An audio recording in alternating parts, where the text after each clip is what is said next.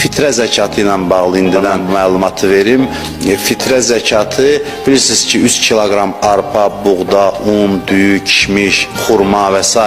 ərzaq növlərinin elə bil dəyəri qədər pulla da ayrıla bilər. Nə qədər eləyir? Bu arada bazarda özünüz də baxa bilərsiniz qiymətlərə. Buğdanın qiyməti, arpanın qiyməti, unun, düyünün, kişmişin və s.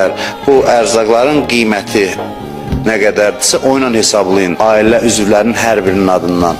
Qafqaz Müsəlmanları İdarəsi 10-15 manat məbləğ deyib, birisi orta hesabla deyib. Məsələn bizdən də ümumiyyətlə məbləğ soruşurlar ki, nə qədər siz neçə deyirsiniz? Əslində yəni bu bazar qiymətləri ilə tənzimlənməlidir. 10-15 manat da yəni kimin imkanı çatırsa. Ola bilər ki, buğdanın kiloqramı 1 manat olsun, məsələn 3 manat eləyir həmin gün, həmin adam üçün fitrə. Bunu bazarda qiymətlərlə özünüz tənzimləyə bilərsiniz. Amma kimin imkanı varsa, fitrə zəkatını çox ayırsa yaxşıdır.